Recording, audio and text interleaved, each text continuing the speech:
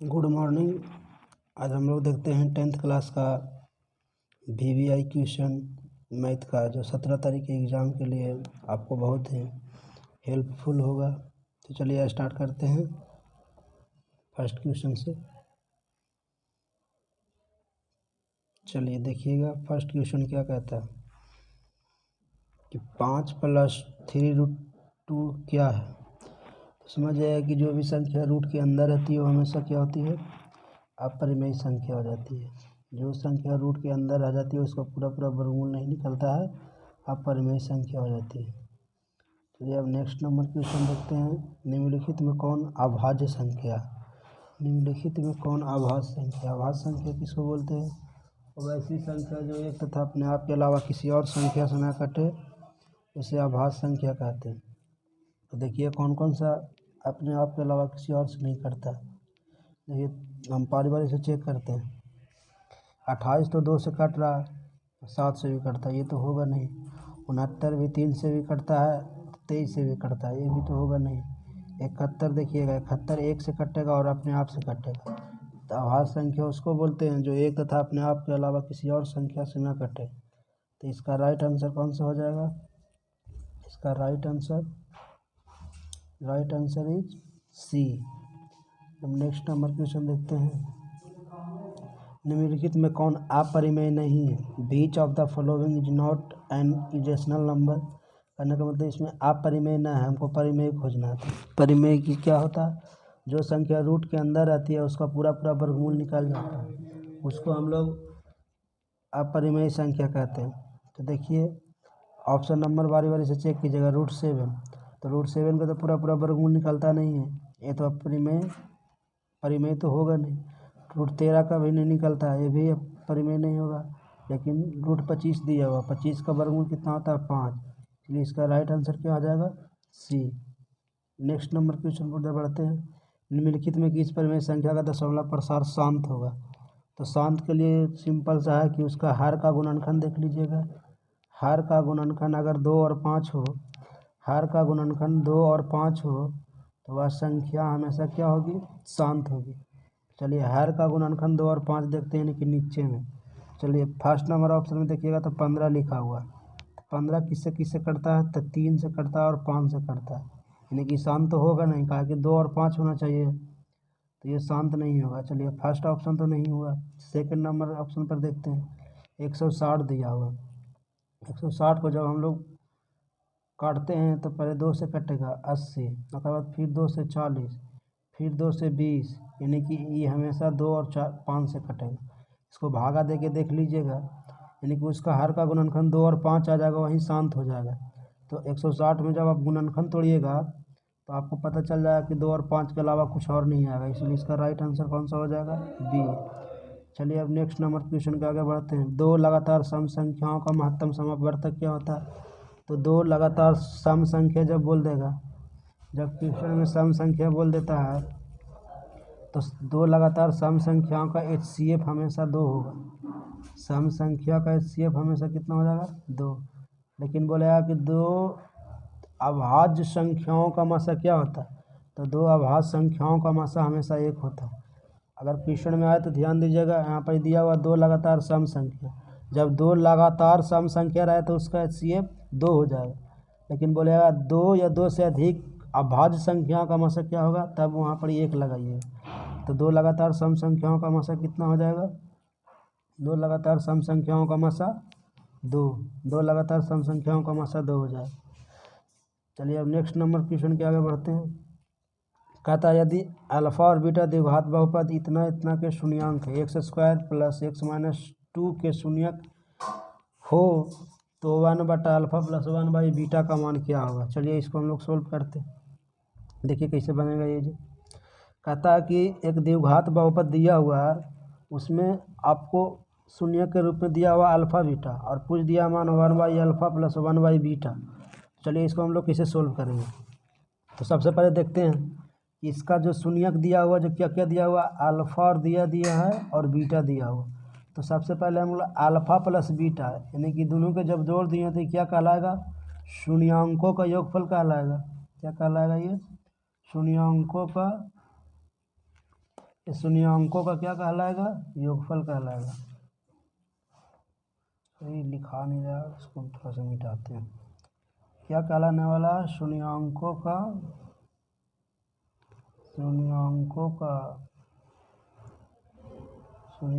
का योगफल कहलाएगा। इसको योग लिख देते हैं, आप लोग समझ जाइएगा। शून्याङ्कों का योग बराबर क्या हो जाता है? यानी कि x का गुणांक जो x के गुना में रहेगा, x का गुणांक बटा एक्स स्क्वायर का गुणांक।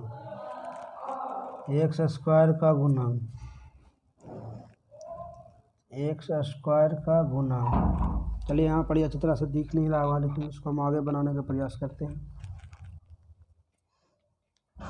चलिए देखिएगा, इसको हम मिटा के देते हैं। अल्फा प्लस बीटा बराबर लिख सकते हैं हम लोग क्या? एक्स का गुणांक देखिए एक्स के जो गुना में रहेगा और एक्स स्क्वायर के जो गुना में रहेगा, और इसके आगे लगा दीजिएगा माइनस, यही अल्फा और बीटा निकल जाएगा। यहाँ से एक चीज़ और निकालिएगा, तो वो क्या चीज़ होगा? वो होगा अल्फा इंटू बीटा निकालिएगा तो इसका होता है आचर पद बटा एक्स स्क्वायर का गुणांक। तो देखिए यहाँ से हम लोग निकालते हैं एक्स स्क्वायर का गुणांक कैसे निकलेगा जी। चलिए ये फार्मूला याद कर लिए हैं तो आप लोग को यहाँ से सिंपल सा बन जाएगा। देखिए कैसे बनेगा, यहाँ से ध्यान दीजिएगा। देखिए अल्फा प्लस बीटा का जब यहाँ से आप मान निकालिएगा तो क्या निकलने वाला है?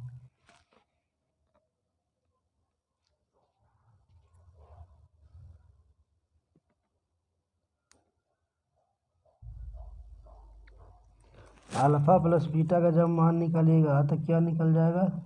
एक्स के गुना में क्या है? कुछ ना तो 1 होता है, और एक्स स्क्वायर के गुना में भी कितना है?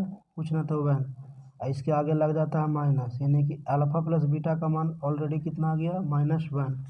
चलिए अब अल्फा इंटू बीटा निकाल लेते हैं। अल्फा इंटू बीटा बराबर क्या हो जाएगा? तो यानी आचर पद कितना दिया हुआ? -2, और एक्स स्क्वायर के गुना में क्या है? 1। इसका आंसर कितना आ जाएगा? -2। अब यहाँ से सोल्व कीजिए। अल्फा प्लस बीटा का मान आ गया है -1, और अल्फा इंटू बीटा का मान -2 आ गया। चलिए इसको अब आगे सोल्व करते हैं। क्या दिया हुआ क्वेश्चन दे रखा है 1/अल्फा प्लस 1/बीटा। देखिए यहाँ से अल्फा इंटू बीटा क्या कर लेंगे? एलसीएम ले लेंगे, तो यहाँ पर क्या आ जाएगा? बीटा बच जाएगा। यहाँ पर क्या बचने वाला है? बीटा। तो बीटा प्लस अल्फा, तो देखिए अल्फा प्लस बीटा लिखे चाहे बीटा प्लस अल्फा लिखे, दोनों का मान सेम ही होगा। तो यहाँ अल्फा और बीटा का मान कितना दिया हुआ देख लीजिए। अल्फा और बीटा का मान निकाले हैं तो -1, और अल्फा इंटू बीटा का मान निकाले हैं तो -2 आया। तो कहने का मतलब यहाँ से बारी बारी से मान रख देंगे। तो ऊपर में कितना रखाने वाला है? सॉरी, ऊपर में कितना रखाएगा? -1, नीचे कितना रखाएगा? -2। माइनस माइनस कट जाएगा, क्या बचेगा? 1/2, यानी कि इसका राइट आंसर क्या हो जाएगा? 1/2। चलिए ऑप्शन की तरफ देखते हैं 1/2 कहीं है या नहीं। देखिए आप लोग ऑप्शन में कहीं है या नहीं। तो इसमें ऑप्शन नंबर 1 में ही मिल गया 1/2। इसका राइट आंसर क्या हो जाएगा? Option number A. चलिए नेक्स्ट की तरफ बढ़ते हैं। कहता है यदि किसी समांतर श्रेणी का nवां पद an प्लस बी है तो इसका पदांतर यानी कॉमन डिफरेंट पूछा। तो ए तो n तो होगा nवां पद, और ए प्रथम पद के लिए आता है, तो यहाँ से कॉमन डिफरेंट के लिए कौन सा आएगा? ऑप्शन नंबर ए, यानी बी यहाँ पर कॉमन डिफरेंट का काम करेगा। चलिए अब नेक्स्ट क्वेश्चन की तरफ बढ़ते हैं। बिंदु P6-5 का भुज क्या है? तो भुज और कोटि आप समझ जाइएगा। देखिए यहाँ से भुज और कोटि क्या होता है।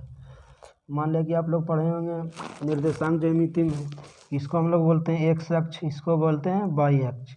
तो एक्स अक्ष को हम लोग भुज बोल देते हैं और वाई अक्ष को कोटि बोलते हैं।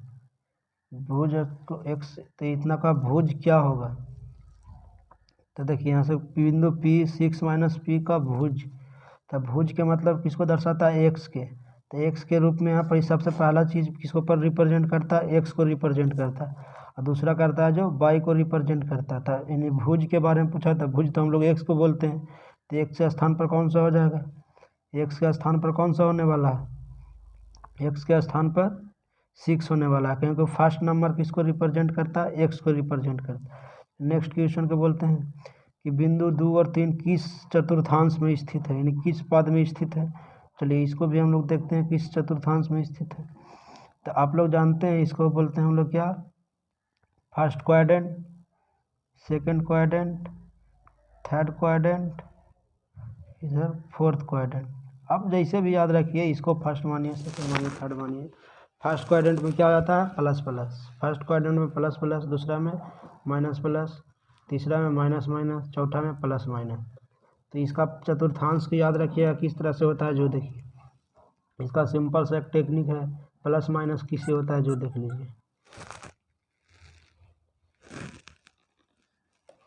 देखिए यहाँ पर एक कैसे होता है, जो थोड़ा सा बता देते हैं, थोड़ा सा टाइम दीजिएगा, हम बता दे रहे हैं।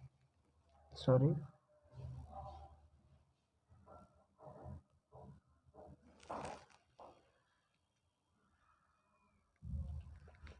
थोड़ा सा कट गया था। देखिए कैसे होगा, तो थोड़ा सा बता देते हैं इसको। मान लिया जाए कि ये मेरे पास थी, ये प्लस का साइन होता है, इधर भी प्लस, सॉरी इधर माइनस हो जाता है, इधर प्लस हो जाता है, इधर माइनस हो जाता है। तो देखिए यहाँ पर निर्देशांक जब हम लोग लिखेंगे तो यहाँ पर क्या क्या आने वाला है? Plus plus. जब यहाँ पर लिखेंगे तो सबसे पहले एक्स को लिखना है, तो यहाँ पर एक्स माइनस में, यहाँ पर प्लस में। जब इसको में लिखेंगे तो यहाँ पर माइनस भी है, यहाँ पर भी माइनस। यहाँ पर लिखेंगे तो सबसे पहले एक्स को माइनस, यहाँ पर प्लस। तो कहता है किस चतुर्थांश में? तो ये दोनों है प्लस प्लस। जब भी दोनों प्लस प्लस रहेगा तो प्रथम चतुर्थांश में, अगर पहले माइनस दूसरा में प्लस रहेगा दूसरा में, अगर दोनों माइनस में रहेगा तो तीसरा में, पहले प्लस दूसरा माइनस तो चौथा में। तो दोनों प्लस में तो कौन सा चतुर्थांश में हो जाएगा? चतुर्थांश फर्स्ट में हो जाएगा। चलिए अब नेक्स्ट क्वेश्चन की तरफ आगे बढ़ते हैं। कहता है ए एक्स बराबर ए और वाई बराबर बी हो तो समीकरण इतना इतना का हल क्या होगा? तो ए और बी का मान पूछा, तो इसमें कुछ करना थोड़ी हो। आप यहाँ से दो समीकरण दिया हुआ, दोनों समीकरण को हल कर दीजिए। एक्स माइनस वाई बराबर दिया हुआ है 2, और एक्स प्लस वाई बराबर कितना दिया हुआ है? 4। चलिए इस समीकरण को अगर हल कीजिएगा तो ये माइनस माइनस कट जाएगा, जोड़ देंगे तो 2x बराबर कितना आ जाएगा? 6। 2x बराबर 6, इसको काट दीजिएगा तो ये 3 मरतबे कट जाएगा। एक्स का मान 3 आ गया, जो एक्स का मान कहलाएगा वही ए का भी मान कहलाएगा। तो पहले यहाँ से वाई का मान निकाल लेते हैं। तो वाई का मान समीकरण फर्स्ट में रख दीजिए। तो मान लिया कि एक्स का मान यहाँ 3 रख दिए, यहाँ पर वाई दिया हुआ बराबर 2। चलिए बराबर में 2 है, तो माइनस वाई बराबर जब निकालेंगे तो क्या आ जाएगा? -2, सॉरी 2 माइनस 3, 2 माइनस 3 आ जाएगा। 2 माइनस 3 बराबर क्या आ जाएगा? -1। ये कट जाएगा तो क्या आएगा? वाई बराबर 1, यानी कि एक्स बराबर 3 आ गया, वाई बराबर 1 आ गया, याद रखिएगा। तो इसका सभी कौन सा हल हो जाएगा? इसका वाई बराबर 1 और एक्स बराबर 3, यानी कि पहला ए को रिप्रेजेंट करता है, दूसरा बी को रिप्रेजेंट करता है। तो इसमें ऑप्शन नंबर कौन सा हो जाएगा? सी। चलिए नेक्स्ट करते हैं कि समीकरण इतना इतना के मूलों की प्रकृति क्या होगा। तो मूल की प्रकृति के लिए क्या फार्मूला होता है? अगर डी का मान 0 से बड़ा हो तो इसका मूल हो जाएगा जो वास्तविक और असमान होगा। वास्तविक तो होगा लेकिन कैसा होगा? असमान होगा। वास्तविक तो होगा लेकिन असमान हो जाएगा। अगर डी का मान 0 के बराबर हो तो इसका मूल वास्तविक होगा और समान भी होगा। अगर डी का मान 0 से छोटा हो जाए तो क्या होगा? उसका मूल काल्पनिक होगा। यानी कि 3 वही फंडा याद रखिएगा, इसी से आपका 1 नंबर का क्वेश्चन बन जाएगा। डी क्या होता है? डी बराबर आप लोग जानते हैं, डी बराबर होता है क्या? b² minus 4ac। डी बराबर b² माइनस 4ac। तो इस पर आप निकाल लीजिएगा, वो बन जाएगा। तो डी का मान अगर 0 से बड़ा होगा तो वास्तविक और समान, डी का मान 0 के बराबर होगा तो वास्तविक और समान हो जाएगा, डी का मान 0 से छोटा हो जाएगा तो काल्पनिक संख्या हो जाएगा। चलिए इस तीनों फंडा को याद रखिएगा। चलिए अब यहाँ से बनाते हैं। यहाँ से पहले हम डी का मान निकाल लेते हैं। डी का मान कैसे निकलता है, तो डी के लिए अभी बताए हैं, डी बराबर क्या होता है, बी स्क्वायर माइनस 4ac हो जाता है। तो बी के जगह पर कितना, देखिए पहला है जो ए के काम करेगा, एक्स वाला स्क्वायर वाला, बी का सी का।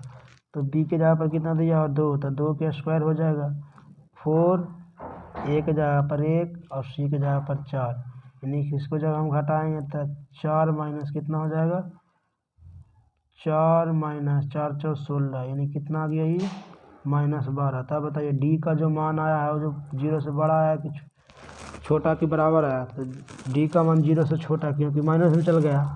तो डी का मान जब भी छोटा आ जाए तो उसका मूल कैसा होगा, काल्पनिक यानी अवास्तविक हो जाएगा। उसका कैसा हो जाएगा, अवास्तविक यानी काल्पनिक हो जाएगा, नॉट रियल हो जाएगा।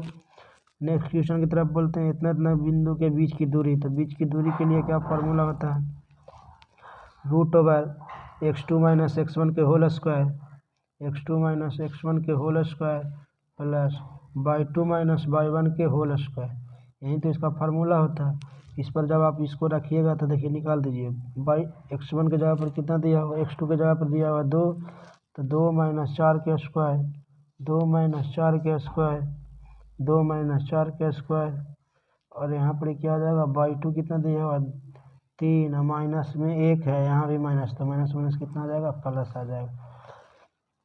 चलिए अभी इसको देखिए आगे, 2 में से 4 जाएगा तो -2 का वर्ग करेंगे तो कितना आ जाएगा, 4, और यहाँ से कीजिएगा तो 3 1 4, 4 का वर्ग कितना आता है, 16, 16 4 को जोड़ देंगे तो आ जाएगा कितना, 20, और 20 का जब रूट तोड़िएगा तो कितना आ जाएगा, 2√5, कितना आ जाएगा, 2√5। क्यों आता है, क्योंकि इसको तोड़िएगा तो 2 गुना 2 गुना 5 आ जाता है, तो 2 को जब जोड़ा जाता है तो एगो बाहर निकलता है, रूट के अंदर 5 रह जाएगा, तो 2√5 इसका आ जाए। चलिए देखिए इसमें ऑप्शन चेक करते हैं किस में है। चलिए इसमें ऑप्शन 2√5 आ गया, 2√5 किस में है, ऑप्शन नंबर डी में। चलिए अब नेक्स्ट क्वेश्चन की तरफ आगे बढ़ते हैं। कहता है इतना इतना के मिलाने वाली रेखाखंड के बीच की दूरी क्या होगा, सेम टू सेम चीज़ है, इतना इतना के मध्य बिंदु से मिलाने वाली, बस यहाँ पे दूरी सूत्र लगाइएगा आप लोग। कैसे दूरी सूत्र लगाइए, देखें एक रेखा है, रेखा में एक दिया हुआ 4 10, इधर कितना दिया हुआ, 2 2 दिया हुआ, 2 2 दिया हुआ, और बीच में एक मध्य बिंदु है, तो मध्य बिंदु का निर्देशांक दिया हुआ 0 0 0 और 2, तो इसके बीच की दूरी पूछा, क्या पूछा, बीच की दूरी पूछा। तो यहाँ से पहले मध्य बिंदु का निर्देशांक निकाल लीजिएगा। मध्य बिंदु का निर्देशांक निकालने के बाद आप क्या कीजिएगा, फिर दूरी सूत्र लगा कर उसको निकाल लीजिएगा। तो मध्य बिंदु का निर्देशांक निकालिएगा तो यहाँ पड़ी 2, यहाँ पड़ी 6, इसको मध्य बिंदु का यहाँ से निर्देशांक निकालिएगा तो 2 1, यहाँ से 2 आ जाएगा। उसके बाद जब इसको दूरी सूत्र लगाइएगा तो यहाँ पर आ जाएगा 1, और इसको लगाइएगा तो 2 में से 4 4 4 16 आ जाएगा ये टोटल। 16 का वर्गमूल कितना होता है, 4।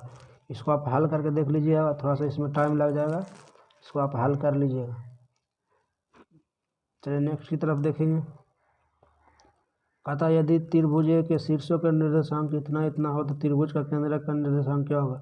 त्रिभुज के केंद्रक का निर्देशांक क्या होता है, आप लोग जानते होंगे। त्रिभुज के केंद्रक का निर्देशांक क्या होता है, तो मान लें कि एक त्रिभुज है, त्रिभुज में शीर्षों का निर्देशांक दिया हुआ, यहाँ पर शीर्ष है सगरो, यहाँ पर एक निर्देशांक दिया हुआ, तो कहने का मतलब इसका निर्देशांक पहले 2 4 दे दिया है, उसके बाद दे दिया 0 6 दिया है, उसके बाद कितना दिया हुआ 4 और कुछ दिया हुआ है, मिट गया शायद, इसको देख लेते, 4 और -1 है। तो कहने का मतलब जैसे ही केंद्रक का निर्देशांक पूछेगा, केंद्रक का निर्देशांक क्या होता है, x1 + x2 + x3/3, ये केंद्रक का निर्देशांक होता है। तो x1 इसमें कौन कौन सा, 4, 0 में जोड़ेंगे 2 तो 2, 4 जोड़ेंगे तो 6, और 6 में 2 से भागा दे देंगे तो कितना आ जाए, 3 से भागा देंगे तो कितना आ जाएगा, ये 2, यानी कि पहला तो 2 आ गया। चलो अब सेकंड नंबर को चेक करते हैं। यहाँ से एक और होता है इसका क्या, y1 + y2 + y3। तो y का कौन कौन करेगा, ये वाला 4 6 4 10, और 10 में 1 हट जाएगा तो कितना आ जाएगा 9, और 9 में 3 से जब भागा देंगे तो कितना आ जाएगा 3, यानी कि 2 और 3 इसका निर्देशांक होगा केंद्रक का। केंद्रक का निर्देशांक क्या क्या होगा 2 और 3। 2 और 3 कौन कौन सा ऑप्शन में है, option number B is right. चलिए नेक्स्ट नंबर में देखते हैं 15 नंबर। इतना इतना के जब संरेखी हो तो क्या बोलता है, जब संरेखी है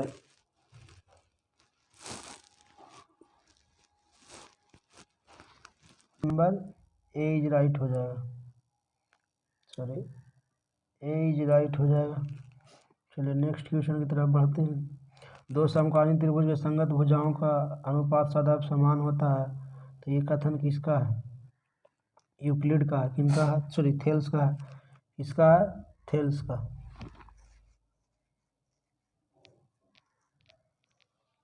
किसका है, थेल्स का है, क्योंकि आप लोग जानते हैं कि दो समकालिक त्रिभुज के संगत भुजाओं का अनुपात सदैव समान होता है, तो ये कथन किनका है, थेल्स का है। तो नेक्स्ट क्वेश्चन की तरफ आगे बढ़ते हैं। यदि किसी त्रिभुज के दो भुजाओं के वर्गों का योग तीसरी भुजा के वर्ग के योग के बराबर है, तो क्या कह रहा है क्वेश्चन, तो तीसरी भुजा का समूह कोण क्या होगा। इसे देखिएगा क्या कह रहा है। मान लें कि यहाँ से एक त्रिभुज हम पार लेते हैं, ये त्रिभुज है। त्रिभुज में क्या कहता है कि दो भुजाओं का योग, मान लें ये दोनों भुजा का योग इस भुजा के अगर बराबर हो, तो इस भुजा के सामने वाला कोण क्या होता है, तो इस भुजा के सामने वाला कोण हमेशा 90 डिग्री समकोण हो जाता है। क्या हो जाता है, समकोण, यानी कि जब दो भुजाओं का योग तीसरी भुजा के योग के बराबर हो जाता है, तो उसके सामने वाला कोण क्या होता है, समकोण हो जाता है। चलिए बताइए, इसे समकोण का मतलब 90 डिग्री, तो इसका ऑप्शन कौन सा हो जाएगा, option number C is right हो जाएगा। नेक्स्ट क्वेश्चन की तरफ आगे बढ़ते हैं। देखिए यहाँ पर दिया हुआ कि त्रिभुज ए बी सी समरूप त्रिभुज डी ई एफ, इसमें बी सी दिया हुआ है, बी सी दिया हुआ है 3 और ई एफ दिया हुआ है 4, तो कहता है कि त्रिभुज ए बी सी का क्षेत्रफल इतना, तो कहता है कि डी ई एफ का क्षेत्रफल क्या होगा, तो यही दोनों क्षेत्रफलों का योग इसके क्षेत्रफल का योग के बराबर होता है। चलिए यहाँ से हम लोग कर देते हैं, तो बी सी बटा ई एफ, बी सी बटा ई एफ बराबर ए बी त्रिभुज ए बी सी का क्षेत्रफल बटा त्रिभुज डी ई एफ का क्षेत्रफल। चलिए इसको निकालिएगा आप, तो क्या आने वाला है यहाँ से, देखिए इसको निकालिएगा तो क्या आने वाला है,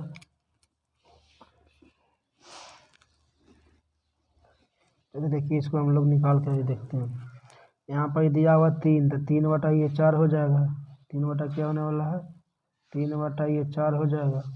यहाँ पर क्या आ जाएगा 54 है, तो 54 बटा डी ई एफ का क्षेत्रफल, डी ई एफ का क्षेत्रफल हो जाएगा।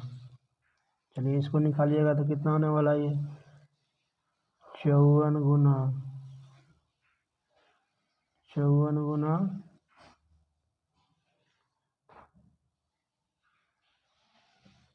4 सॉरी 4 16, 4 16 लिखा हो गया बटा 9, ये कट जाएगा तो कितना हो जाएगा, 9 छक्का 54, 16 छक्का 96, 96। इसमें ऑप्शन नंबर कौन सा देता है, ऑप्शन नंबर सी। इसका राइट आंसर कौन सा हो जाएगा, ऑप्शन नंबर सी। समझ में नहीं आएगा तो फिर समझिएगा। देखिए जब दो त्रिभुज समरूप होता है, तो उस त्रिभुज के समरूप के क्षेत्रफलों का जो अनुपात होता है उनकी संगत भुजाओं के वर्ग के बराबर होता है। तो ये दोनों का आप वर्ग कीजिएगा तो कितना कितना आ जाएगा, 4 का 16 और 3 का 9। उसके बाद जैसे देखिएगा बी सी दे लेता आपका, बी सी दे लेता कितना 3, और ई एफ भी दे लेता, तो इसके भुजा ये दोनों के वर्ग बराबर त्रिभुज ए बी सी का वर्ग का क्षेत्रफल बटा त्रिभुज डी ई एफ का क्षेत्रफल के बराबर। उसके बाद आप हल कीजिएगा तो वो निकल के चल आएगा। चलिए इसको पहले हम मिटा देते हैं। नेक्स्ट क्वेश्चन की तरफ आगे बढ़ते हैं। वृत्त के अंदर किसी बिंदु से कितनी स्पर्श रेखाएं खींची जा सकती है, 0। वृत्त के अंदर से एक भी स्पर्श रेखा नहीं खींची जा सकती है। वृत्त के बाहर से बोलता तो आप खींच सकते थे, वृत्त के अंदर एक भी स्पर्श रेखा नहीं खींची जा सकती, क्योंकि वृत्त के जब अंदर जाइएगा तो कौन सा स्पर्श रेखा खींचिएगा, ऐसे खींचिएगा, देखिए ये वृत्त के अंदर से है, स्पर्श रेखा तो है नहीं, ये तो किसको टच करके चल रहा रहता है, एक भी स्पर्श रेखाएं नहीं खींची जा सकती। चलिए इसका ऑप्शन नंबर कौन सा हो जाएगा, डी। नेक्स्ट क्वेश्चन की तरफ बोलते हैं। जब दो त्रिभुज समरूप हो, दो त्रिभुज समरूप है तब इसका क्या होगा। चलिए देखिएगा इसमें अगला क्वेश्चन क्या कहता है कि ए डी बटा डी बी बराबर ए ई बटा ई सी, ये दिया हुआ। तो अब समझिए कि ए डी और डी बी का अनुपात दे रखा कितना, 3:1, 3:1 और ए ई का अनुपात 6:6.6। तो अब दिमाग लगाइएगा यहाँ से, ए डी आपका कितना दिया हुआ, अनुपात के रूप में दे रहे तो ए डी की जगह पर रखेंगे 3 और यहाँ पर हो जाएगा 1। ए ई आपका दे पटा 6.6 इतना, और ई सी तो आपको, अच्छा ई सी बोले या ए सी बोले, पहले ई सी हम लोग निकाल लेते हैं, उसके बाद ए सी निकाल लेंगे। चलिए यहाँ से काटिएगा तो कितना मरतबे कट जाएगा, 2.2 मरतबे ही कट जाएगा, 2.2 मरतबे कट गया, यानी कि ई सी का वैल्यू कितना निकल के चला आया, ई सी का वैल्यू निकल के चला आया 2.2। ई सी का वैल्यू कितना निकल के चला आया 2.2। तो देखिए ई सी जब 2.2 आया तो एक त्रिभुज जब पारिएगा इस तरह से, तो यहाँ से यहाँ तक क्या हो जाता है, ए बी सी, और इसको एक डी समांतर रेखाएं क्या करती है, जब इसका वैल्यू यहाँ से यहाँ तक दे ले, यहाँ से यहाँ तक कितना दे ले 6.6 दिया हो, इसका वैल्यू निकालें तो कितना आ गया 2.2 आ गया। तो हमको पूछा है ए और सी के, तो ये दोनों का जोड़ला पर ए और सी निकल जाएगा, 6 2 8, 6 2 8, यानी इसका फाइनल ऑप्शन कौन सा होगा, 8.8 हो जाएगा, फाइनल ऑप्शन 8.8 हो जाएगा। चलिए नेक्स्ट क्वेश्चन की तरफ बोलते हैं। समांतर श्रेणी 8 10 12 का 10वां पद क्या होगा। 10वां पद पूछा तो इसके लिए फार्मूला भी आपके पास होता है, a + n-1 into D, n-1 into D, या तो इसको शॉर्ट में अगर बनाइएगा तो 10 पद पूछा तो 9 से डी में गुना कर देंगे, एक घटा कर कहा कि यहाँ पे 10वां पद पूछ रहा है, तो 10 में एक तो ऑलरेडी घट ही जाता है, यानी ये रिप्रेजेंट करता है प्रथम पद को, डी सर्वांतर को। कहने का मतलब प्रथम पद तो यहाँ से 8 हो जाएगा, और सर्वांतर किसको कहते हैं, तो जो दूसरा पद को पहला पद में घटा देते हैं वहीं इसको क्या कहलाता है, सर्वांतर कहलाता है। 10 में 8 घटाएंगे तो कितना आ जाएगा 2, यानी कि हर एक बार में जब घटाएंगे तो कितना आने वाला है 2, तो यही इसका पदांतर भी और सर्वांतर और कॉमन डिफरेंस दोनों कहलाता है। तो प्रथम पद यहाँ से दे रखा है कितना 8, प्रथम पद तो हमको 8 दे रखा है, और सर्वांतर निकाले तो कितना आ गया 2, सर्वांतर यानी डी के जगह पर कितना आ गया 2। जब इसको आप हल कीजिएगा तो कितना आ जाएगा 9 दूनी 18, 18 में 8 जोड़िएगा तो कितना आ जाएगा 26। देखिए 26 कौन सा ऑप्शन में है, 26 ऑप्शन नंबर किस में है, 26 ऑप्शन नंबर बी में, बी इज राइट आंसर। तो नेक्स्ट नंबर क्वेश्चन देखते हैं। यदि समीकरण इतना इतना का एक मूल 2 है तो के का मान क्या होगा।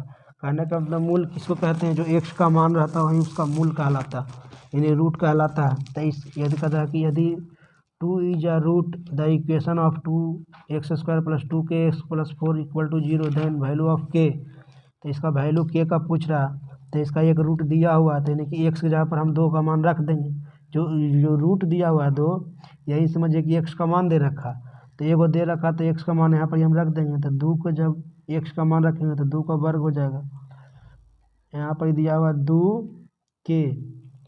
2k गुना 2 + 4 = 0 हो जाएगा ये।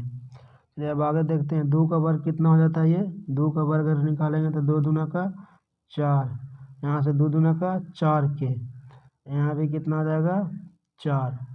चल देखिएगा ये 4 4 जुड़ जाएगा, बराबर में 0 है तो 0 लिख दीजिए, 4 4 जोड़ेंगे तो कितना आ जाएगा 8, यानी कि 4k बराबर कितना आ जाएगा 8। 8 जब इधर प्लस में उस तरफ उसको भेज देंगे तो माइनस में चल जाएगा, जब यहाँ से काटेंगे 4 से तो 4 दूना का 8, यानी कि के का वैल्यू कितना निकल के चला आया -2 निकल के चला आया, कितना निकल के चला आया -2, के का मान कितना आ गया -2। चलिए ऑप्शन नंबर चेक कीजिए यहाँ से -2 किस में आता है, -2 किस में आता है, -2 बी में आता है। नेक्स्ट क्वेश्चन की तरफ आगे बढ़ते हैं। समांतर श्रेणी का कौन सा पद शून्य होगा, तो कौन सा पद शून्य होगा उसको हमको पता नहीं है, तो इसके लिए हम लोग मान लेते हैं कि इसका एनवा पद शून्य होगा। कौन सा पद शून्य होगा, एनवा पद, यानी टी एन बराबर हम लोग मान लें कितना, 0। और टी एन का तो फॉर्मूला जानते हैं आप लोग, क्या होता है, a plus n minus one into d. आपको तो समीकरण दे रखा है यहाँ से, ए पर ए रिप्रेजेंट करता है प्रथम पद को, और डी किसको करता है, डी किसको करता है, कॉमन डिफरेंट को, यानी कि दूसरा पद में से पहला पद घटा दीजिए, तो 18 में से जब 21 को घटाएंगे तो कितना आ जाएगा, -3। तो प्रथम पद यहाँ दिया हुआ 21, और के वो संख्या दिया हुआ, के वो पद है जो मालूम नहीं है, तो यहाँ से एन रहने देते हैं, और डी यहाँ से निकालें तो -3 आ गया, 3 यहाँ रहने दीजिए। और हमको निकालना कौन सा पद 0 होगा, यानी एनवा पद हम लोग 0 मान लिए। चलिए इसको इधर लाइएगा 21 को, तो ये माइनस में हो जाएगा, और जब यहाँ से 3 को यहाँ देखिए, यहाँ लिख देते हैं, एक स्टेप लिख देते हैं, n-1 गुना -3 है।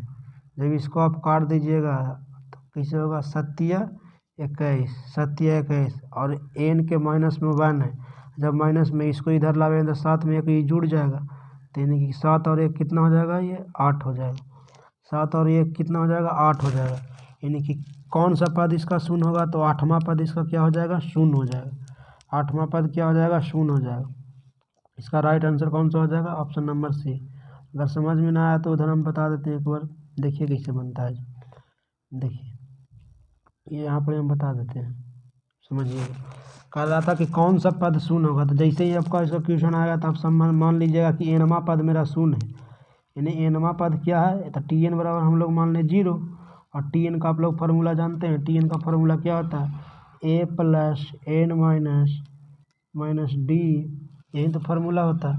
और यहाँ से आप लोग को दे रखा है, प्रथम पद दे रखा है 21, प्रथम पद कितना दे रखा है, यानी ए बराबर दिया हुआ 21, जब कॉमन डिफरेंट हम लोग निकाले हैं तो कितना आया है, -3 आया। तो इसको हल करने में क्या आप जाता है, वैल्यू रख दीजिए। देखिए टी एन का तो मान हम लोग ऑलरेडी 0 मान रखे हैं, एक जगह पर दिया हो 21, और एन तो पता नहीं है, वहीं तो पूछ रहा है कि कौन सा पद शून्य होगा, तो हम लोग एन ही निकाल रहे हैं। अब गुना -डी है तो डी लिख देंगे यहाँ पर। चलिए अब आगे यहाँ से देखते हैं, 21 को जब इधर लाएंगे तो उधर प्लस में, तो इधर आकर के 21 माइनस में हो जाएगा, इधर बचेगा n-1 गुना -3, ये माइनस माइनस कट जाएगा, सत्या कितना हो जाएगा, ये 7-21 हो जाएगा, 7-21, इधर हो जाएगा 7, और ये जो इधर बचेगा n-1, तो जब n-1 बचेगा, इसको जब इधर लेके आएंगे तो n इधर माइनस में, तो इधर आके प्लस में हो जाएगा, तो यानी 7 में 1 जुड़ जाएगा तो कितना आ जाएगा, 8, 7 में 1 जोड़ेंगे तो 8, यानी n का मान कितना आ गया, 8, यानी 8वां पद इसका क्या हो जाएगा, शून्य हो जाएगा। चलिए यहाँ पर हम सोल्यूशन करके आपको बता दिए कौन सा पद शून्य होगा जो। चलिए कौन सा क्वेश्चन था इसमें, ऑप्शन नंबर कौन सा हो जाएगा सही, option number C. Next question की तरफ आगे बढ़ते हैं। नेक्स्ट क्वेश्चन अब क्या कहता है, समीकरण इतना इतना का एक मूल निम्न से कौन होगा, तो मूल उसको कहते हैं जो समीकरण को क्या कर देता है, शून्य कर देता है, समीकरण को 0 कर देता है, वहीं उसका रूट कहलाता है, यानी मूल कहलाता है। तो आप ऑप्शन से भी धर के चेक कर सकते थे, इसको गुणनखंड भी तोड़ सकते हैं, आपका जैसा भी इच्छा हो आप कीजिए। चलिए पहले हम ऑप्शन धर के देख लेते हैं, ऑप्शन में जो 0 कर देता है वहीं उसका मूल कहलाता है। 0 धरेंगे तो ये 0 हो जाएगा, ये भी 0 हो जाएगा, यानी कि जब 0 रखेंगे तो 0 तो होगा नहीं, ये ऑप्शन नंबर तो 1 होगा नहीं, ऑप्शन नंबर 1 गलती होगी। चलिए अब बी को चेक करते हैं, 1 रख के, तो यहाँ पर 1 रखिएगा मान, तो 2 गुना 1 में रखेंगे तो 1 का वर्ग 1, और यहाँ से 5 में रखेंगे तो ये 5 हो जाएगा, -12, यानी कि 5 2 7 है, 7 में से 5 12 जाएगा तो ये 5 बचेगा, यानी ये भी शून्य नहीं किया, ये भी नहीं होगा। चलिए अब नेक्स्ट ऑप्शन को चेक करेंगे, -4 रख करके, तो -4 रखेंगे तो कितना आ जाएगा, -2 गुना क्या हो जाएगा, 4 दूना का -4, 4 4 16 हो जाएगा, ये कितना हो जाएगा, 16, और ये माइनस कितना हो जाएगा, 5 चौके 20, -5 चौके 20, -5 चौके 20, यहाँ पर -12, 16 दूना कितना आ जाएगा, ये 32, इधर भी जोड़ेंगे तो कितना आ जाएगा, 20 और 12 -32, -32 में से -32 जाएगा तो कितना आ जाएगा, 0, यानी कि इसमें कौन सा चीज़ है जो उसको शून्य कर दिया है, तो -4 है। तो इसका राइट आंसर कौन सा हो जाएगा, -4।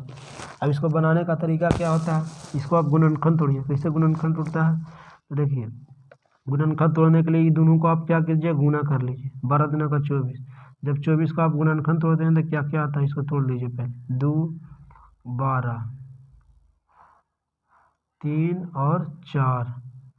इसको ऐसे भी कर सकते हैं। चलिए देखिए यहाँ पर क्या क्या आया, 3 को 2 आया है और एक 3 आया है। तो इसको कैसे हम लोग बनाएंगे, तो देखिए हम लोग को ये जब गुना करके गुणनखंड तोड़ लिए तो हमको यहाँ पर ये आना चाहिए जोड़ घटा। आप जैसे आप कीजिए यहाँ पर ये आना चाहिए हमको कितना, 5 आना चाहिए। तो 5 कैसे आने वाला, देखिए 2 दूना का 4, 4 दूना का 8, 2 दूना का 4, 4 दूना का 8, तो ये आ गया। और यहाँ पर ये 3 है, यानी कि 8 में से अगर हम 3 घटा देते हैं तो कितना आ जाता है, 5। 8 में से अगर 3 घटा देते हैं कितना आ जाता है, 5। और ये दोनों के गुना करला पर भी कितना आ जाता है, 8 या 24। तो 24 भी तो यहाँ पर है ही है। देखिए मेरा सब सटीक समीकरण बैठ गया। क्या बैठ गया, 8 और 3, 8 और 3 को घटा देंगे तो कितना आ जाएगा, 5 आ जाएगा। प्लस में 5 है तो आगे रखेंगे उसको, तो क्या आ जाएगा, 2x² plus 8x minus 3x minus 12 equal to 0। चलिए यहाँ से 2 कॉमन लेंगे तो 2x, यहाँ पर x प्लस कितना बचेगा, 4, और माइनस यहाँ 3 कॉमन लेंगे तो यहाँ पर क्या बचेगा, x प्लस 4। तो यहाँ पर इसका एक मान क्या हो जाएगा, इसका एक मान होगा x प्लस 4 बराबर 0, और एक हो जाएगा 2x माइनस 3 बराबर 0। तो x का मान यहाँ से एगो -4 आ जाएगा, और एगो यहाँ से 2x बराबर 3 हो जाएगा, x बराबर 3/2 हो जाएगा। लेकिन यहाँ से 2 का मान आ गया, तो यहाँ पर जो ऑप्शन में आपका बैठ रहा था -4, तो इसका राइट आंसर क्या आ जाएगा, -4। इसका राइट आंसर क्या आने वाला है, -4। चलिए आगे देखते हैं इसको। देखिए इस तो आपको पता चल गया कितना गया, -4। तो right, C is right answer. अब 28 नंबर क्वेश्चन की तरफ आगे बढ़ते हैं। px बराबर इतना इतना, तो शून्यांक होता है, अल्फा बीटा का मान क्या होगा। तो अल्फा बीटा के लिए अभी बताएं क्या होता है, जो x के गुना में रहेगा, जो x के गुना में रहेगा, जो x² के गुना में रहेगा, उसी को तो हम लोग लिखते हैं अल्फा प्लस बीटा बराबर। जब लेकिन अल्फा इंटू बीटा पूछेगा, जब अल्फा इंटू बीटा पूछेगा था तब हो जाता है अचर पद बटा x² के गुना। तो देखिए यहाँ से ध्यान दीजिए, अल्फा प्लस बीटा पूछा है तो अल्फा प्लस बीटा बराबर हम लोग क्या कर सकते हैं, x के जो गुना में रहेगा, x के जो गुना में रहेगा और x² के जो गुना में रहेगा, x² के जो गुना में रहेगा, और यहाँ से आगे लगा दीजिएगा माइनस। चलिए x के गुना में यहाँ पर क्या है, 2। x के गुना में क्या रखा है 2, और x के गुना में क्या है 2, और x² के गुना में कुछ ना तो बन रहता है। चलिए माइनस में 2 था तो माइनस यहाँ पर ऑलरेडी होता है, माइनस में 2 क्वेश्चन में भी दिया हुआ, और नीचे 1 माइनस माइनस करेंगे तो कितना आ जाएगा, ये प्लस। लेकिन इसका राइट आंसर कौन सा हो जाएगा, 2। राइट आंसर कौन सा हो जाएगा, 2। राइट आंसर कौन सा हो जाएगा, 2। देखिए ऑप्शन चेक कीजिए कहीं 2 है, देखिए माइनस में 2 नहीं, प्लस में 2 हो जाएगा, क्योंकि माइनस में यहाँ देखिए जब यहाँ माइनस में दिया रहे तो आंसर प्लस में होगा। -2x है ना, तो जब -2x रहेगा तो प्लस में हो जाएगा, लेकिन प्लस में रहेगा तो माइनस में हो जाएगा। माइनस में दिया हुआ तो आंसर क्या चीज में हो जाएगा, प्लस में। लेकिन यहीं से आपको अगर अल्फा इंटू बीटा पूछ देता है अल्फा इंटू बीटा, तब क्या करते हैं, तो इसका फॉर्मूला होता है आचर पद बटा x² के गुना, x² के गुना। तो आचर पद यहाँ से कितना दिया हुआ है, सॉरी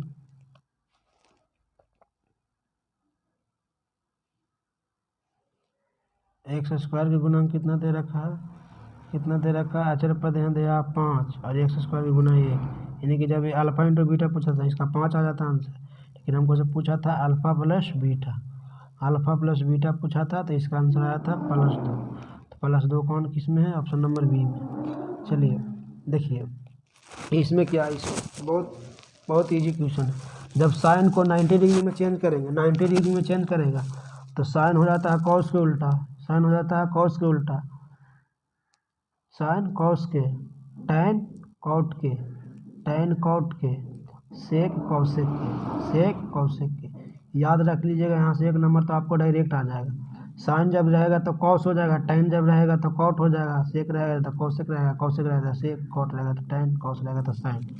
इसको बस याद कीजिए, इसको अंदाजे मार दीजिएगा कि जब साइन को 90 डिग्री में चेंज किया तो वहाँ पर क्या आ जाएगा, कॉस है। अगर यहाँ से कॉसेक को 90 डिग्री में से चेंज करता है, कॉसेक को 90 डिग्री में चेंज करता है तो यहाँ भी आंसर क्या हो जाएगा, सेक हो जाता है। अगर टैन को चेंज करता है तो कुछ हो जाता है, कॉट आ जाता है।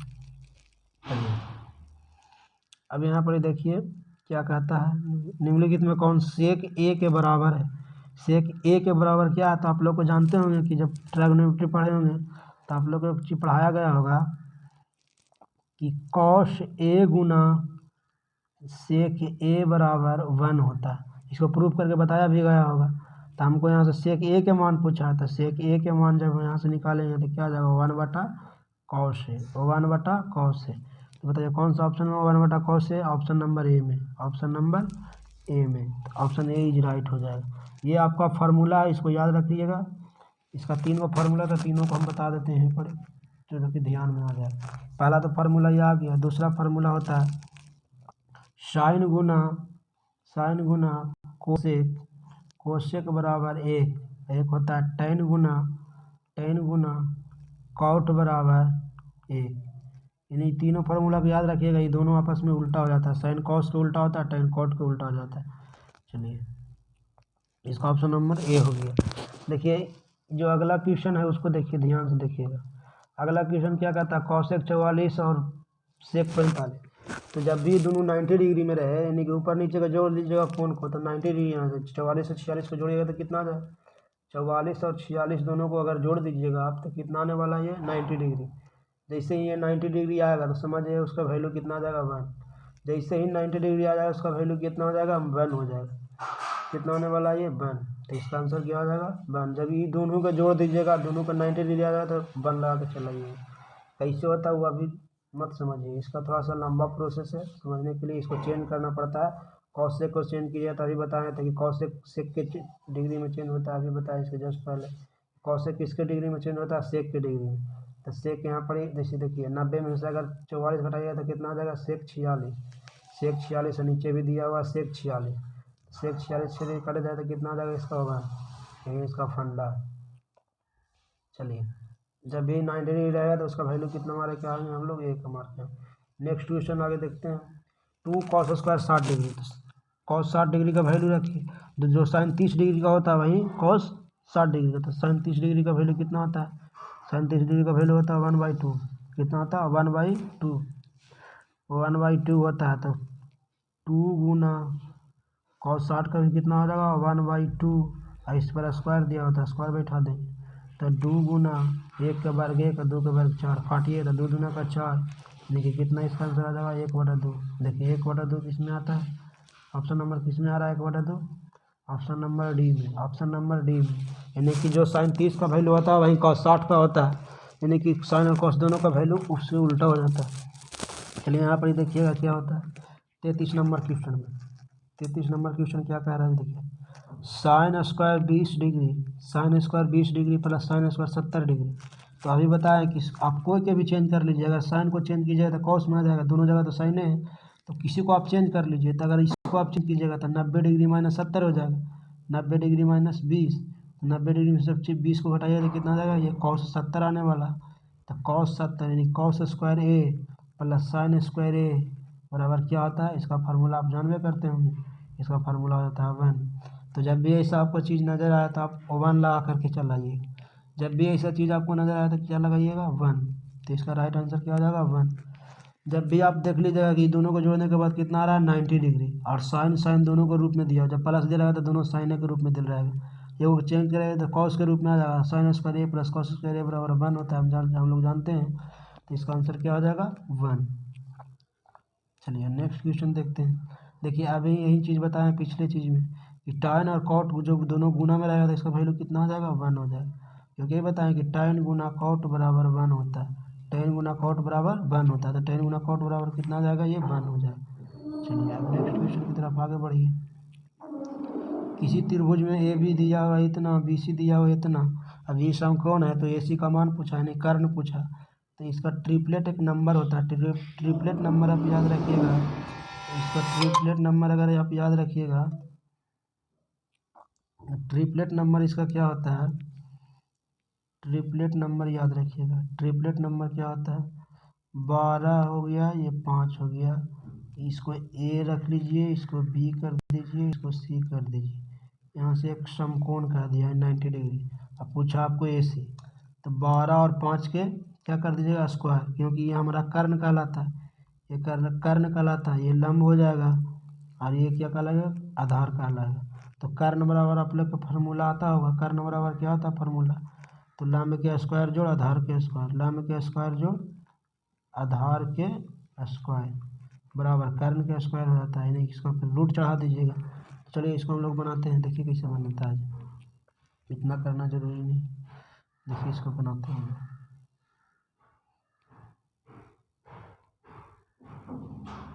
चलिए बनाइए। तो लंब के स्क्वायर यानी 12 का स्क्वायर है 5 का, तो इसका ट्रिपलेट नंबर याद रखिएगा, जब भी 12 5 रहेगा तो इसका 13 आंसर हो जाएगा। 12 5 का ट्रिपलेट नंबर कितना होता है, 13, यानी कि 13 12 13 रहेगा तो 5 हो जाएगा, अगर 13 5 दिन रहेगा तो 12 हो जाएगा, यानी ट्रिपलेट नंबर याद रखिएगा, बन जाएगा। तो इसको आप मार सकते हैं ऑप्शन नंबर देखिए 13 किस में दिया हुआ, ऑप्शन नंबर किस में दिया हुआ, ऑप्शन नंबर फर्स्ट में, तो ऑप्शन ए इज राइट हो जाएगा। इस ट्रिपलेट नंबर याद रखिएगा, ऐसे भी जोड़िएगा तो 12 का 12 144 और 5 के 12 125, इस पर वर्गमूल कर दीजिए, तो 144 इतना जोड़िएगा तो 169, 169 का वर्गमूल कितना होता है 13।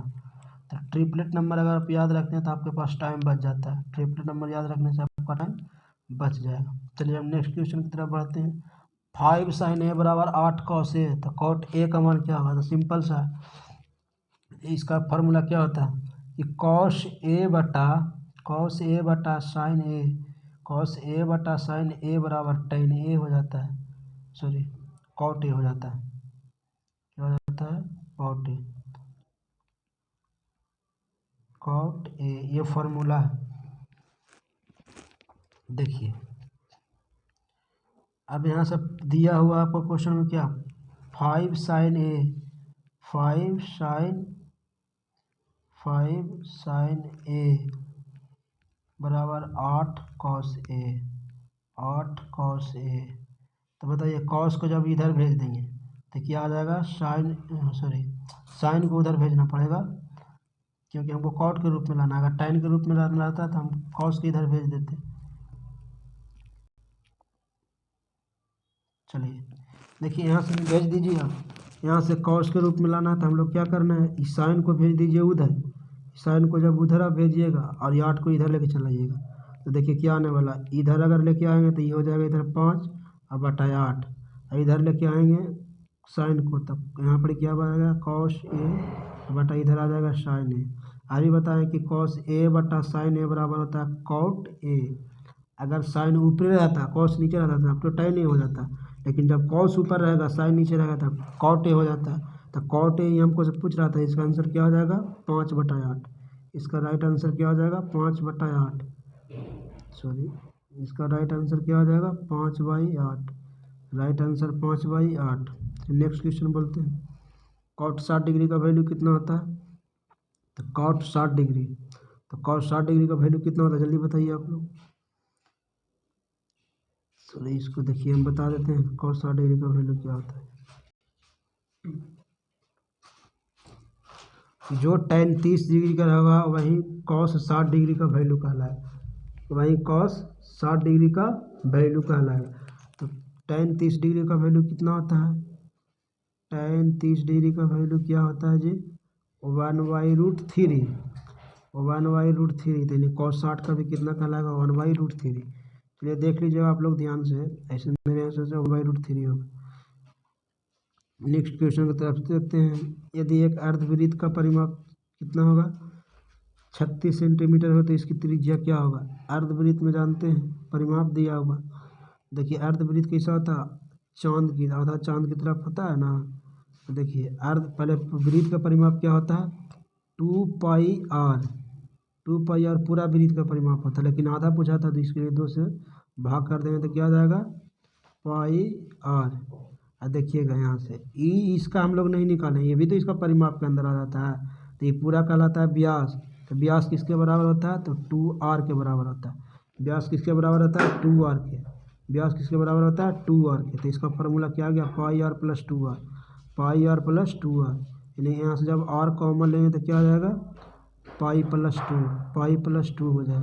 ये फार्मूला होता है अर्धवृत्त का परिमाप, r into pi plus two, are into pi plus two, are into pi plus two, are into pi plus two.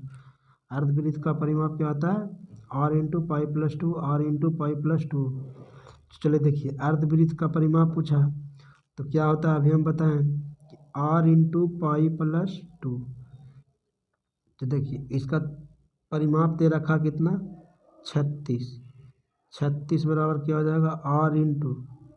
Are into pi plus two, are into pi plus two, pi plus two हो जाएगा। इसका त्रिज्या निकालने के लिए बोल रहा है, तो त्रिज्या देखिए कैसे निकालेंगे हम लोग। चलिए देखिए यहाँ से त्रिज्या निकाल लीजिए, सोल्यूशन कर दीजिएगा। सोल्यूशन की जगह तो कैसे आने वाला है देखिए। इसको अगर हम सोल्यूशन करते हैं तो क्या आ जाएगा? पाई का मान आप रख दीजिए। पाई का मान कितना होता है? पाई का मान 22/7। पाई का मान 22/7। तो 36 बराबर क्या हो जाएगा? R into 22/7 plus 2। तो 22/7 प्लस 2 हो जाएगा। इन्हें यहाँ से 7 एलसीएम ले लेंगे तो 22 और 7 दूना का 14। 7 दूना कितना हो जाएगा? 14। अब 22 14 का जोड़ेंगे तो कितना आ जाएगा? 22 14 का जोड़ने पर कितना आता है? 22 और 14 का जोड़िएगा तो कितना हो जाएगा? 36। यानी कि क्या आने वाला है यहाँ से? 36 बराबर आर इंटू 36/7। अब देखिए गुना में है तो 36 36 कट जाएगा। 36 36 क्या कट जाएगा? तो क्रॉस गुना कीजिएगा तो कितना आ जाएगा? 7। यानी कि आर का वैल्यू अब कितना आने आ गया है? 7। आर का वैल्यू कितना आ गया है? 7। चलिए इसको कैलकुलेशन करके देखिएगा, आर का वैल्यू कितना आ गया है? 7। चलिए ऑप्शन नंबर किसमें 7 नज़र आ रहा है देख लीजिए। ऑप्शन नंबर सी में। Option number C is right हो जाएगा। नेक्स्ट क्वेश्चन की तरफ बढ़ते हैं। एक बेलन का व्यास इतना है तो ऊंचाई तो वक्र पृष्ठ का क्षेत्रफल पूछ रहा है। वक्र पृष्ठ का क्षेत्रफल पूछ रहा है। चलिए वक्र पृष्ठ का क्षेत्रफल निकालिएगा। देखिए क्या कहता है, इसका व्यास दिया हुआ कितना? व्यास 28 है। जब व्यास 28 है तो त्रिज्या निकालिएगा तो त्रिज्या इसका क्या हो जाता है? आधा हो जाता है। व्यास के त्रिज्या आधा हो जाता है। तो व्यास जब 28 है तो इसका त्रिज्या कितना हो जाएगा? 14 हो जाएगा। त्रिज्या कितना हो जाएगा? 14। अब ऊंचाई भी दे रखा कितना? 20। यानी हाइट कितना दे रखा आपको? 20 दे रखा। वक्र पृष्ठ का क्षेत्रफल पूछा तो वक्र पृष्ठ का क्षेत्रफल निकाल दीजिए। निकालिएगा तो क्या आएगा वक्र पृष्ठ का क्षेत्रफल? 2πRh। 2πRh। चलिए इसको निकालिएगा तो सोल्व कीजिए। 2 गुना 22/7 गुना आर का वैल्यू 14 दे रखा है, एच का वैल्यू 20 दे रखा। चलिए इसको काटना है तो काट दीजिए। 22 दूना 7 दूना का 14 गुना कर दीजिए। 22 दूना 44, 44 दूना का 88। 88 गुना 2 कीजिएगा तो कितना हो जाएगा? 1760। 1760 हो जाए। इसका आंसर क्या आ जाएगा? 1760। वक्र पृष्ठ का क्षेत्रफल क्या होता है? 2πRh। 2πRh। चलिए इस पर निकालिएगा, आपको निकाल के चला आएगा। नेक्स्ट क्वेश्चन देखिएगा। एक अर्धगोले की त्रिज्या इतना तो कुल वक्र पृष्ठ का क्षेत्रफल क्या होगा? तो अर्धगोला के वक्र पृष्ठ का क्षेत्रफल क्या होता है? अर्धगोला के वक्र पृष्ठ का क्षेत्रफल, तो अर्धगोला का वक्र पृष्ठ का क्षेत्रफल होता है 3π²। 3π² होता है। 3π² होता है अर्धवृत्त का वक्र पृष्ठ का क्षेत्रफल। अर्धवृत्त का कुल वृत्त अर्धगोला का कुल पृष्ठ का क्षेत्रफल क्या होता है? 3π²। तो इसको निकालेगा 3 पाई के रूप में ऑप्शन दिया होता है। पाई रहने देते हैं। आर दे रखा है कितना? आर 7 दे रहे तो 7 7 49 हो जाएगा। 49 गुना अगर आप 3 कीजिएगा तो कितना हो जाएगा? 9 27 4 12 14 147 पाई। कितना हो जाएगा? 147 पाई। देखिए 147 पाई कौन सा ऑप्शन में देता है? 147 पाई। तो 147 पाई सेंटीमीटर में दिया तो सेंटीमीटर स्क्वायर हो जाएगा। नेक्स्ट क्वेश्चन देते हैं। दो वृत्त की त्रिज्याओं का अनुपात इतना है तो क्षेत्रफलों का अनुपात कितना होगा? जब भी त्रिज्याओं का अनुपात दे रहा है तो उसका वर्ग कर दीजिएगा, वहीं उसका क्षेत्रफलों का अनुपात कहलाएगा। वहीं उसका क्षेत्रफलों का अनुपात कहलाने वाला है। तो जो त्रिज्या का अनुपात कितना दे रखा है? 4 और यहाँ पर कितना है 3, तो 3 की हो जाएगा 9, क्योंकि त्रिज्याओं का क्षेत्रफलों का अनुपात कितना हो जाएगा 4:9। लेकिन अगर बोलता है कि परिमाप का अनुपात कितना हो, तो जितना रहेगा त्रिज्या उतना ही हो जाएगा परिमाप। लेकिन क्षेत्रफल को बोलेगा तो क्षेत्रफल में हम लोग क्या कर देंगे, वर्ग कर देंगे। चलिए आगे देखते हैं। यदि त्रिज्यखंड के केंद्रीय कोण थीटा डिग्री है तथा त्रिज्या r हो तो इसकी चाप की लंबाई, तो चाप की लंबाई क्या होता है, आप लोग तो त्रिज्यखंड का क्षेत्रफल पढ़े होंगे कि थीटा बटा 360 गुना पाई आर स्क्वायर होता है। लेकिन जब चाप की लंबाई पूछेगा तो 2 पाई आर हो जाएगा, 2 pi r theta by 360, 2 pi r theta by 360, 2 pi r theta by 360 हो जाएगा। चलिए नेक्स्ट क्वेश्चन की तरफ देखते हैं। 45 नंबर कहता है 2, 3, 4, 5, 6 की माध्यिका क्या होगी। 2, 3, 4, 5, 6 की माध्यिका, तो माध्यिका निकालने के लिए क्या बताएं, ये तो आरोही क्रम में ऑलरेडी है, तो जैसे ही आरोही क्रम में रहेगा या अवरोही क्रम में रहेगा तो दोनों को अलग अलग साइड कर दीजिए। यहाँ से हम लोग साइड कर देते हैं इसको, तो 2 को यहाँ से ही हो जाएगा, 2 को यहाँ से ही हो जाएगा, बीच में जो बचेगा वही माध्यिका कहलाएगा। तो बीच में गया चल 4, तो इसका राइट आंसर 4 हो जाएगा। निम्नलिखित में कौन सी घटना की प्रायिकता नहीं हो सकती। प्रायिकता हमेशा 0 और 1 के बीच होती है। मैक्सिमम 1 हो सकता है और मिनिमम 0 हो सकता है, इसके बीच में रहेगा तो उसकी प्रायिकता होगी। देखिए ये 1 से ज़्यादा है, तो 1 से ज़्यादा की प्रायिकता नहीं होगी, इसलिए इसका ऑप्शन क्या हो जाएगा, ऑप्शन इज बी। देखिए 0 1 के बीच में, ये भी 0 1 के बीच में, ये भी 0 1 के बीच में, किसका प्रायिकता नहीं हुई तो 1.5 का, क्योंकि 1 से ज़्यादा हो जाता है।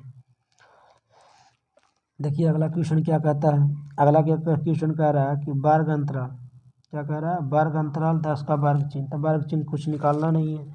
देखिए दोनों को जोड़ के 2 से भाग कर दीजिए, दोनों को जोड़ के 2 से भाग कर दीजिए, दोनों को जोड़ के 2 से भाग कर दीजिए, दोनों को जोड़ के भाग कर दीजिए तो 20 + 10, 20 + 10 कितना होता है 30, 20 + 10 कितना हो जाता है 30, और इसमें 2 से भाग कर दीजिए तो कितना आ जाएगा 15। यानी कि वर्ग चिन्ह का फार्मूला होता है वर्ग की उच्च सीमा प्लस वर्ग की निम्न सीमा बटा 2, वर्ग की उच्च सीमा प्लस वर्ग की निम्न सीमा बटा 2, यही वर्ग चिन्ह का फार्मूला होता है। तो इससे अच्छा है कि हम दोनों को जोड़ के 2 से भाग कर देते हैं। ऑप्शन आ गया 15। 15 कौन सा ऑप्शन में आता है, option number D is right. चलिए आगे कहता है कि किसी आलेखीय चित्र में माध्यिका को ज्ञात किया जा सकता है त्वरण द्वारा। चलिए आगे देखते हैं। एक पासा को फेंकने पर 5 आने की प्रायिकता क्या होगी, तो एक पासा में कितना संभावित परिणाम है 6।